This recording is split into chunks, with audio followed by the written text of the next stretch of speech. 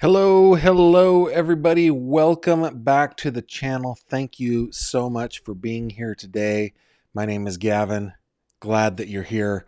Today we are going to talk a little bit more. Didn't think that there was going to be more, but we're going to talk a little bit more about I'm going to call it the coercive, suspicious death of this woman, MICA Miller, who died at the age of 30 on April 27th, 2024. Just as a backgrounder here, MICA was the estranged and soon-to-be divorced wife of this man, John Paul J.P. Miller.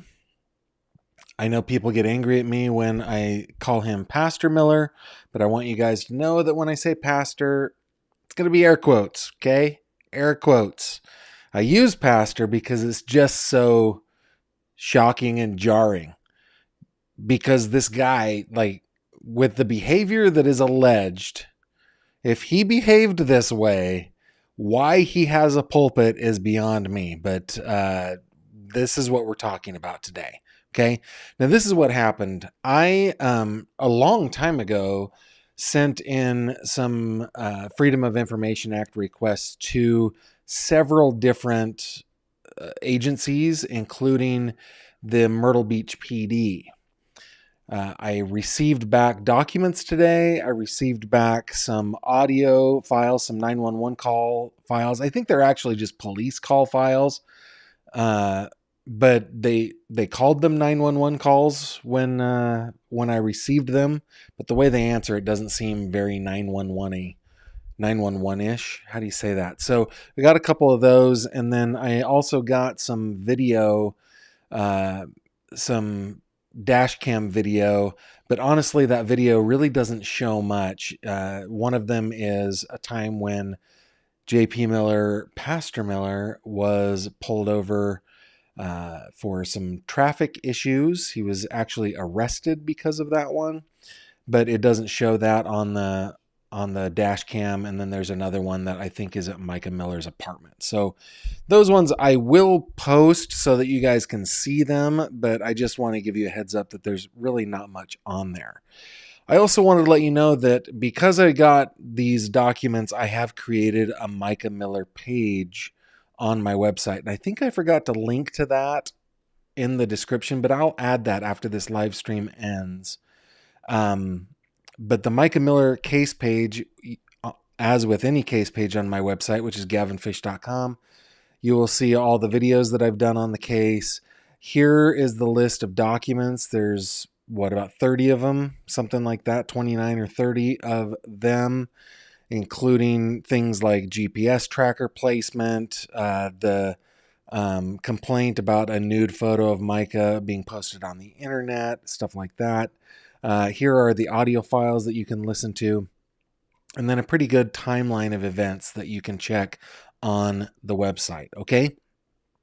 With that, that is the introduction. That's all I need to say. I mean, we're almost 4 minutes into this, so thanks for letting me just kind of introduce the case, okay? Now, come with me over to Acrobat here. I want to start just by briefly going over MICA's list. You will remember that this is a list that was put out by her attorney, a woman named Regina Ward, if I remember correctly. I'm trying to find it. Regina Ward. So this was following the courthouse footsteps press conference that they held. And we went over this list in pretty good detail, but just very, very briefly, here is the abusive, coercive control allegations that Ms. Ward has made against J.P. Miller, MICA's estranged husband. Okay.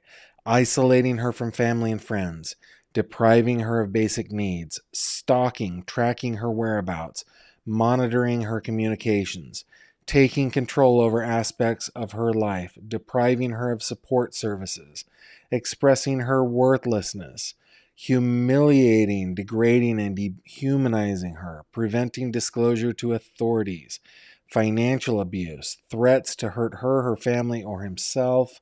Threats to the child didn't apply in this one. Threats to reveal or publish private information, assault, the R word, preventing her from having transportation, interfering with her work, emotional abuse, ignoring requests or commands to leave her alone, cruelty to her dog, destruction of property, destruction of supporting evidence, misuse of legal documents, misuse of law enforcement, misuse of legal process, adultery, promiscuity, stealing her identity, cyber technology abuse, medical abuse, spiritual abuse, church abuse, phone calls to everyone, and physical abuse without marks. These are the allegations that were made against Pastor Miller by MICA's attorney, Ms. Ward, in an attempt to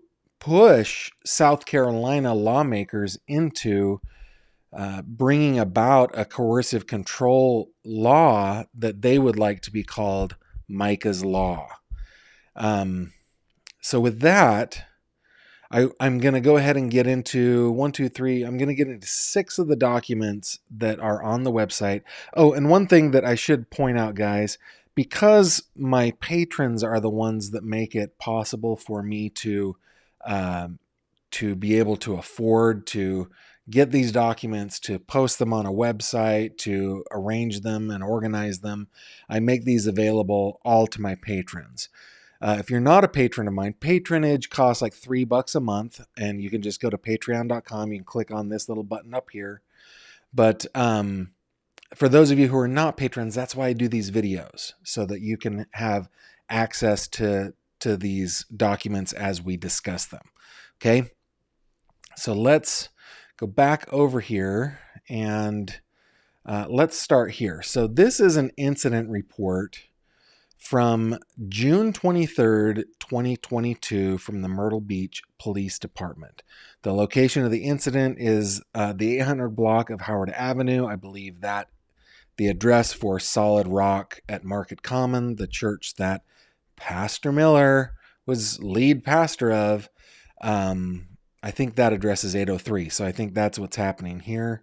Let me just scroll down to the actual narrative here.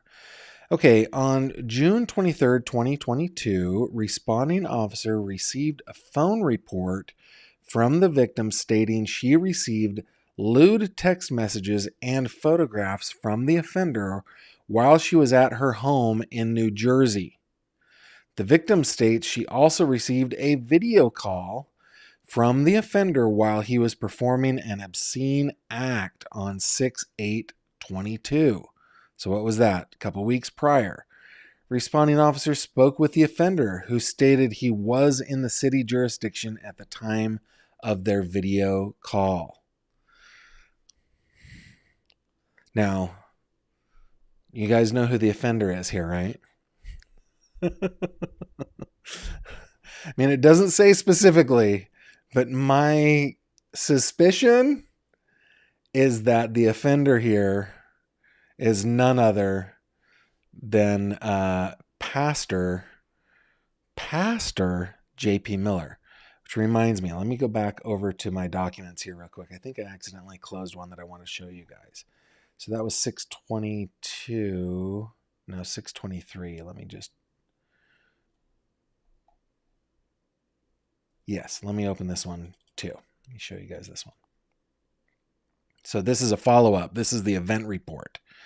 Okay, same day. And the event is obscenity or public nudity. It's a phone report.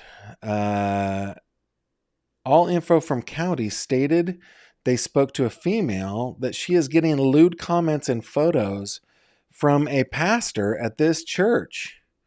She filed a report with New Jersey, but New Jersey is stating that she needs to file a report with us since she is down here. Okay, so we got all the details here, and now this one states it is a pastor. So New Jersey, I think these, oh yeah, and the location 803 Howard Avenue. Okay, so when we go back to MICA's list, right, does this fit in with anything on MICA's list? I would submit to you that it does, that JP Miller, while occupying the role of lead pastor. Now, I don't know that this was JP Miller, but I suspect that it was, as he is the lead pastor of Solid Rocket Market Common. He is doing lewd stuff with a woman out of state, according to this report. Videos, photos, comments. She's having issues with the guy on your screen right now, Pastor JP Miller. All right, let's go to the next doc. Keep in mind MICA's list, guys. Keep in mind MICA's list. All right. Here is an incident report from the 800 block of Howard Avenue. Again, Solid Rock is at 803. From the Myrtle Beach Police Department, this is on March 13th, 2024 at about 6:20 in the evening. Others involved: Miller, John Paul, 44. Now, this is one that we know about, but this is the actual report, okay? Getting down to the narrative. Okay, on March 13th, 2024, a report was received over the telephone regarding an alleged false pretense swindle that took place at Solid Rock Ministries, 803 Howard Avenue, which is in the city limits of Myrtle Beach. The complainant relates that one of the employees of the church, the offender, was sent to collect donation for the church's 501c3 called Dare to Care mission. These funds were being collected specifically for a mission occurring in Jebrock, Kenya. The complainant states that on 2/14, remember this one, guys, this one we've known about, right? On Valentine's Day of 2024, it was discovered that the employee had transferred donation funds from the church's Zelle and Cash App accounts to the employee's personal South State bank account. The employee also collected cash donations which were allegedly deposited directly into the employee's bank account. In total, the complainant reports that $1,199 was deposited by the employee into her personal account, and investigation will follow. You guys remember that it was alleged that MICA Miller had stolen $1,200 from the mission. Of course, these allegations were proven to be false. Now, remember back on MICA's list. Let me go back up to, where is it? Here we are. Misuse of law enforcement, misuse of the legal process.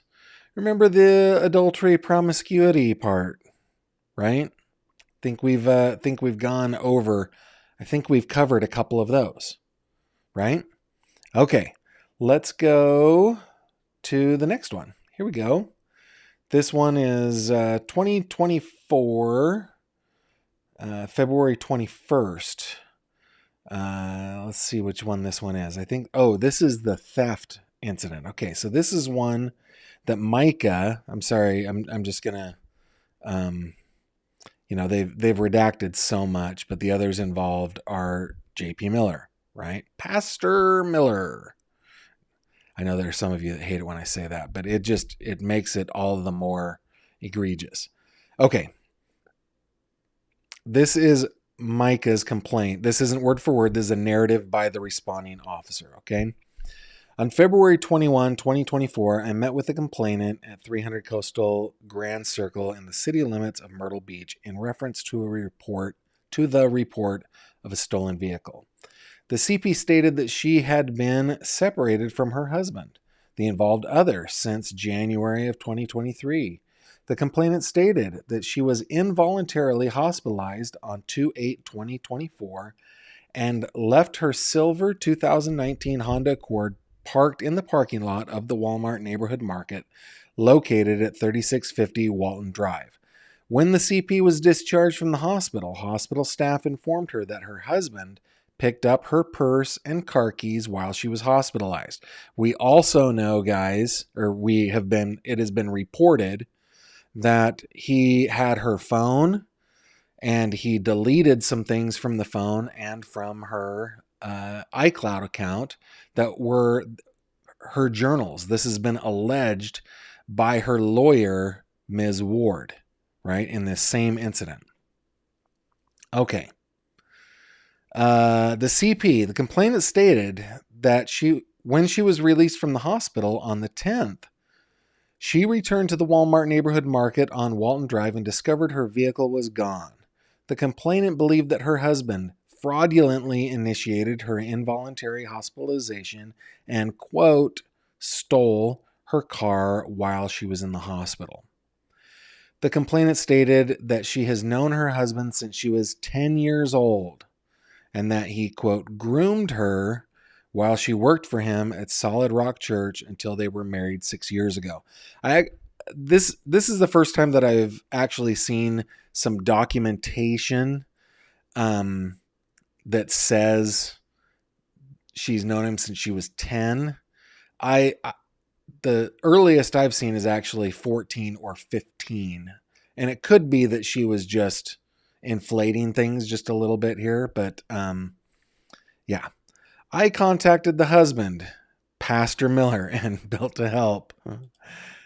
GF, we know you mean pastor when you call him pastor, so I don't have to keep saying it, right? Okay. I contacted the husband, JP Miller, who stated that he and his wife were not legally separated and that she suffers from mental health disorders. Miller stated that the complainant experiences episodes on an annual basis near Christmas when she becomes reckless and spends large amounts of money when she stops taking her prescribed medication. Miller stated that he was in possession of the silver Honda Accord in order to prevent his wife from selling it during this episode. Miller pointed out the fact that the vehicle was marital property and that he was unwilling to give it back to his wife for a month, which he stated was usually the time frame of these reckless episodes. Due to both parties stating they were legally married, I made the determination that the Honda Accord was considered marital property. Therefore, I could not establish a criminal offense. I have nothing further at this time. Now, this is one, guys, that really bothers me. When we're talking about control over another person, this is textbook, right? And if we go back over to MICA's list, right? Let me just go through here real quick. Depriving her of basic needs, taking over all aspects of her life, depriving her of support services. There was one like depriving her of the ability to travel, stuff like that, right? Preventing her from having transportation. This is an example of that. It's just absolutely,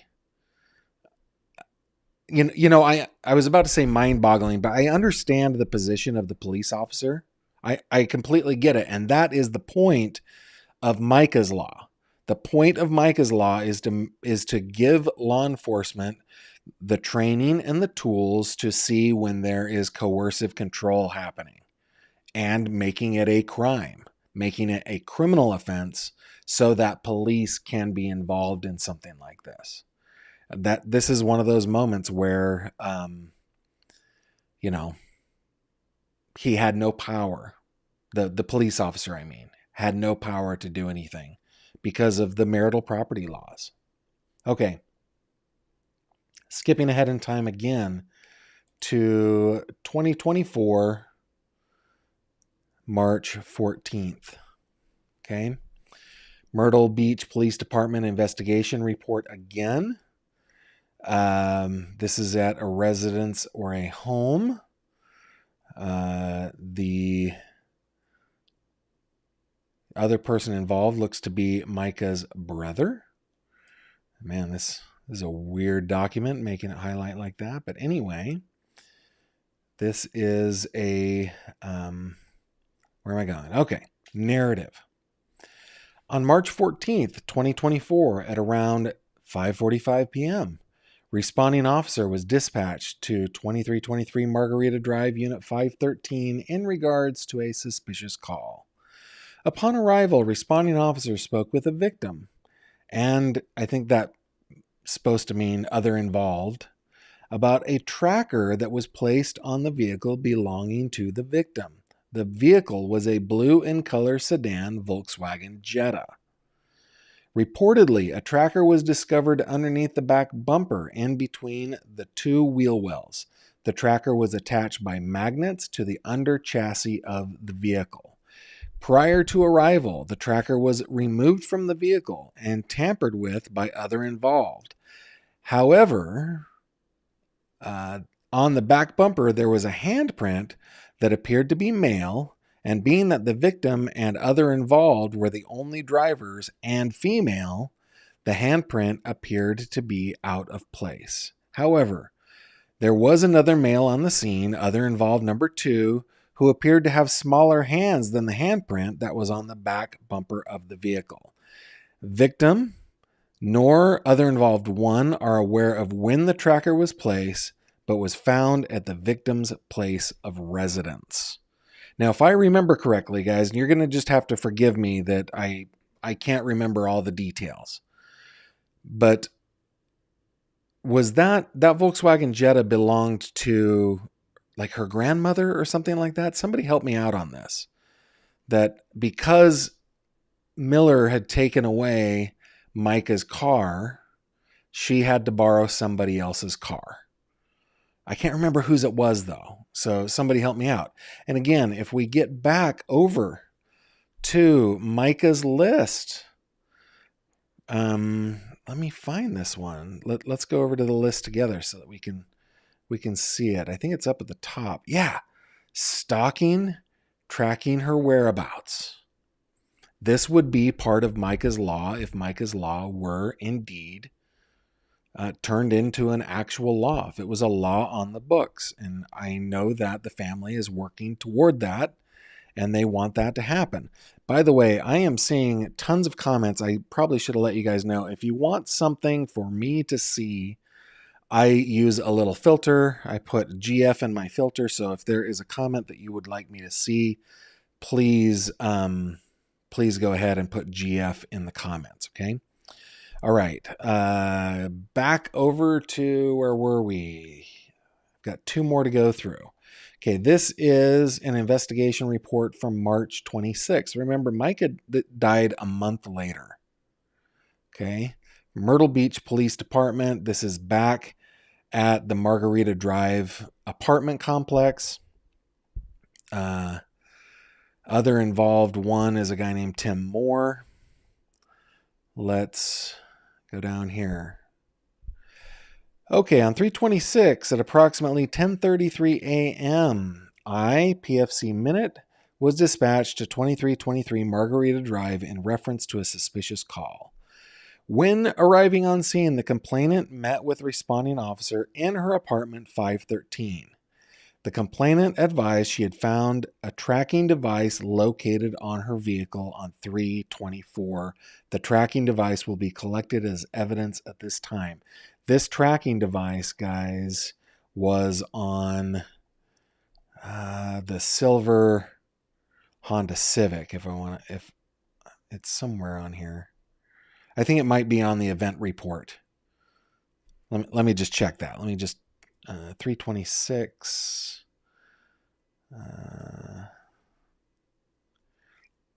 Let's open the event report together real quick. So the event report typically doesn't have as much information, but yeah, here it is. Complainant found a tracking device on her black Honda Civic. She believes it was her soon-to-be ex-husband that planted it. She would like an officer to come check it out, meet at this location. So It was a black Honda Civic. Again, MICA's list, stalking, tracking her whereabouts, right? Okay, last one I want to show you guys today is the City of Myrtle Beach event report. Again, MICA's apartment, 2323 Margarita Drive. This one, guys, this is from April 8th, 2024. Okay, MICA died on April 27th. And this is the now infamous, I guess, nude picture posted to Facebook by Pastor Miller. It is, thank you, Built to Help. I deeply appreciate that super chat. So this is the report. Let's read it together. This I can't even believe, guys. I just can't believe that a husband would do that. I can't believe a man would do that to a woman, period. It's just wrong. It's just wrong. But again, he was careful. Even doing that. See, that actually, before we read this together, let me tell you something that it just stuck out to me on this. JP Miller's excuse for this is, I have read it online and I'm paraphrasing, so I might be a little off here and there, but his excuse was that, man, you just make me so angry, the devil comes out of me, right? Like it's a spur of the moment thing. I'm just going to get angry and do it, right? But as we will read together in this, there is an indication that he planned it. It was not spur of the moment. He planned it in order to not have criminal charges brought against him, is my opinion. Here we go. Okay. All right. Notes: a nude picture of the complainant was posted on Facebook by her ex-husband, who has her phone and access to her old Facebook account. Complainant will be on scene to meet. This is April 8th at 10:22 p.m. Responding officer met with the complainant, who advised her soon-to-be ex-husband posted a nude photo of her on a Facebook page called Big Boobs and Nice Curves, and tagged her old Facebook account that he has access to. The complainant further advised he is the only person she has ever sent that type of photo to, and the photo that was posted was one she sent him 6 months ago. Complainant was able to show responding officer the photo in question. Although the complainant's breasts are exposed, the nipple is blurred out, not meeting the South Carolina Code of Law for nudity. I think that, okay, this is outside of my realm of existence here. But I'm pretty sure a wife or significant other who is sending a picture like that to their husband, to their loved one, is not blurring out nipples. I just don't buy that. I don't think that she would have sent him that blurred. I think that he did the blurring probably in order to meet Facebook's guidelines, and also it turns out that by doing so, it's not illegal.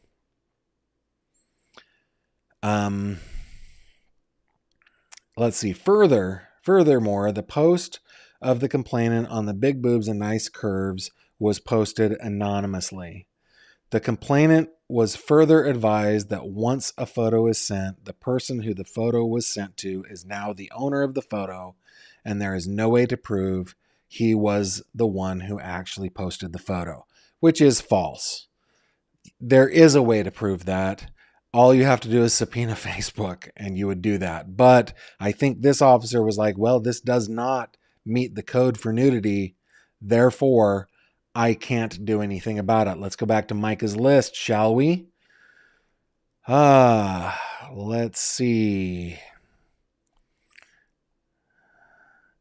Humiliating, degrading, and dehumanizing her certainly fits there, right? Let's see.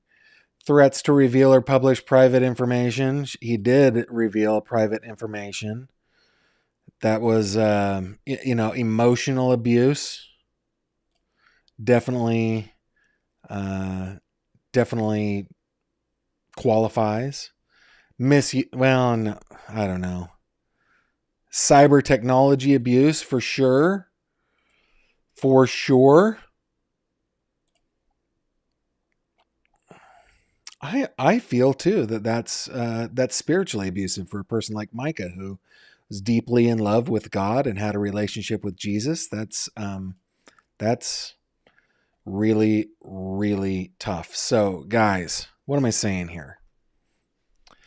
There's more, by the way. There's more on the website. You can go to the website, and if you're a patron, you can read those. Liesel McGuire says, thank you for that super chat, Liesel. Gavin, thank you for your support of women. Yes, how could any man do this to any woman? I'm grateful for you. Thank you. Glad I'm not the only one who feels that way. Go to the website. If you're not a patron and you would like to see more of the documents, please consider patronage, and I would deeply appreciate that. But yeah, there's more. I think we will uncover more as I get more of this stuff in. Oh, hold on. There's more. Before I was about to sign off, guys. I was about to sign off. But these audio recordings, which you can go and listen to, you don't have to be a patron to go and listen to these audio recordings, okay? Go over to my website. We're going to listen to these together, though, okay? These are purported 911 calls. I really think they're more calls to police. I don't think it was a 911 call. But both of them from Pastor J.P. Miller. I'm going to keep doing that. Let's hear what he says. This is March 27th. Make sure you guys. Myrtle Beach Police and Fire, this is Ashley. Hey, Ashley, I am being harassed on social media, as well as people texting. This family's texting horrible lies. Okay, let me pause just for a second. I'll go back to the beginning and we'll start over. He is complaining about being harassed on social media. That's what he's complaining about. He's complaining about being harassed on social media. But we just read that he posted a nude photo of MICA on a Facebook group. That's really rich. That's really, really rich, Pastor Miller. Let's start over. Here we go. Myrtle Beach Police and Fire, this is Ashley. Hey, Ashley, I am being harassed on social media, as well as people texting. This family's texting horrible lies about me and going to people's work, saying things about me and trying to extort me and all this other stuff. Who would I talk to about this? Okay, where are you located when this is occurring? Really loud. Sorry about that, guys. Oh, okay. So that's kind of my home base of where this is happening. Gotcha. This is happening. Sure. Yeah, sorry. The redactions that they put in here are loud. I'm very sorry about that. And do you know these people that are doing this, or is it just sort of like rumors spreading around? Yes, it's my wife and her family, or soon-to-be ex-wife and her family. Alrighty. And what's your name?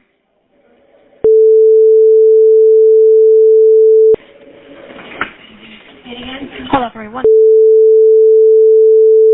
Myrtle Beach Police and Fire, are you having an emergency, or can you hold? What's your guy's name? I can hold.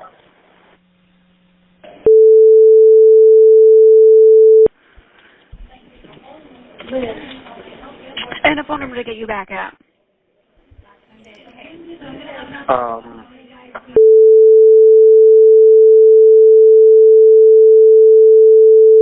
Sorry about these redactions. They're loud. Alrighty. And are you available shortly to take a call from one of our officers? Yes, I am. All right. Wonderful. They'll be in touch with you. Thank you. Of course. Take care. All right, so that is the first one. And again, I'm sorry that those redactions are so loud. I didn't take the time to reduce those. But going back, let's go back to MICA's list, right? Misuse of law enforcement, misuse of legal process. He is the harasser here. I think that he's just giving it out and he can't take it. That's what I think. Okay, second one. Let's have a listen. This one is about the same amount of time. This is from April 30th, 2024, 3 days after MICA died. Myrtle Beach Police and Fire, this is Carly. Hey, how are you? She passed away a few days ago, and some of her belongings are in an apartment at Market Commons, and the lady that owns the apartment won't let me get that stuff. Is there any way I can have a police officer meet you there so I can just get a few of her belongings? Okay. What's the address?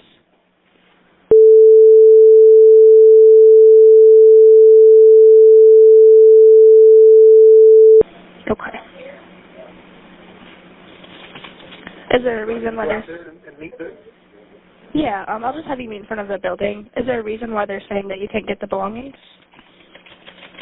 Yeah, it's the old lady that has the apartment, and she just doesn't like me. She just doesn't like me. Just doesn't like him. And who is the person that passed to you? Like, my wife. okay.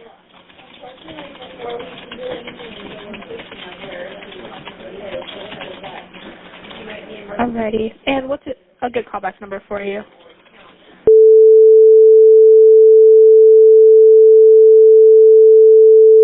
Okay. Alright, and I'll just have you wait in front of the building to stay with officers, okay? Okay. Alrighty. I'll go ahead and send them up there. Are we hanging up? Okay, thank you. You're welcome. And let me ask you, Yeah. so this is something they'll do. They'll let me get her stuff. Yeah, I'll have them meet with you and they'll direct you on what you need to do. Okay, thank you. You're welcome. All right, so those are the two audio files for you guys. One, it's really Rich complaining that he is the victim of harassment, and number two, that's when he went into the apartment to get MICA's things. It's just, it's infuriating. Let's see what you guys are talking about. Mooney saying yes, his good buddy Randall is second in command. Yeah, this was from the beginning of our stream, right, when we're talking about the pastor at Solid Rock. I'm pretty sure it was him. Bree says Gavin, CJ's Crime Concepts, has been boots on the ground on location. That's awesome. Colleen says, Gavin, please stay on this. This case needs you and us. Heinous man. Oh, yeah, that's right. GF, godmother, aunt, roommate. 3 I've heard as owners of the car. Oh, okay. Yeah, that about the Jetta, right?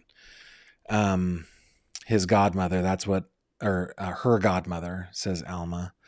Elena also says godmother, Diana, and roommate. That's right. Wasn't grandmother. Thank you, guys. Thank you. Melinda Miller, I can't imagine the police didn't see what was going on, and they do talk to one another certain cases. They are unable to do anything within the laws. That's why we need them. Yeah, we need MICA's law. We just need MICA's law. Brandy asks, Gavin, has his phone been looked at by law enforcement? To my knowledge, I don't know. I was going to say not to my knowledge, but I don't know one way or the other. Brandy. Texas Patty, if MICA was so unstable, why were so many people willing to let her use and or borrow their cars? That is a terrific question. Would they let JP after that grass scene? I think not. Yeah. Yep. That is Patty. That is a really good observation. Thank you for that. Elena Marissa says, Gavin, MICA and her story gave me the strength to run for my life. Wow. And I'm currently living out of my car, but not suffering anymore. Good for you, Elena. Listen, in Pennsylvania, all you have to do is call 211. I think that is the same everywhere throughout the Fruited Plains. Call 211 and find out what resources are available to you, and good on you. Mooney, real quick before I get to Mooney, and this might, I hope that Elena is one of thousands who have escaped coercively controlling relationships. I hope you are one of thousands, Elena. Thank you. Gavin, JP probably begged her for that topless photo. I bet you're right. I mean, if we go back to Micah's list, there's a lot of stuff that JP begged her to do, and even guilted her into it, like using his position as a pastor to do, sexual things that he wanted and stuff like that. Yeah. Okay, Alma says, how do we know that she sent him that picture of herself? He had control of her phone at times. He had the picture for over 6 months. He could have sent the picture to himself from her phone. Yeah, that's possible. He had her phone. And, MICA had a breast augmentation. It would not be there are a lot of reasons why people take nude photos of themselves, but MICA had a breast augmentation. She probably had photos of herself as she was healing and stuff like that. Yeah, it's very possible that he just went through her phone and got the photo. Yeah, so those are your comments, guys. Let's keep this case going. I know that it's kind of losing steam, but we got to keep the case going for the purpose of MICA's law. We just got to keep her in the public zeitgeist. We have to keep talking about her. We have to keep uncovering issues in the relationship. We have to do that in order to save women and men, but mostly women who might share MICA's fate. And those who don't, they're still living in very, very abusive relationships. So at least in the state of South Carolina, let's push to get MICA's law passed so that this doesn't have to happen to other people. Remember that you can go to the website. You can see all the stuff. Thank you to my patrons who make it possible for me to get those documents. Thank you to all of you who have been patiently awaiting me making a Micah Miller case page.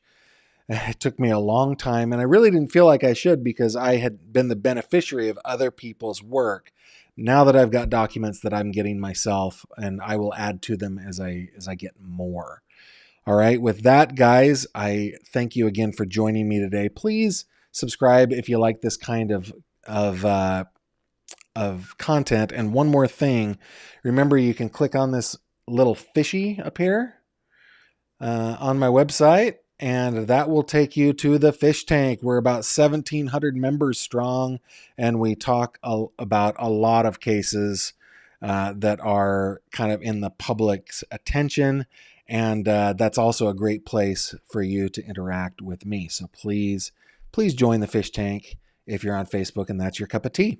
All right, with that, I will bid you adieu. Thank you for joining me today. I'll see you on the next one. Take care. Thank you very much for watching this video. If you liked what you saw, please consider subscribing. And if you have any questions or comments, please leave them below.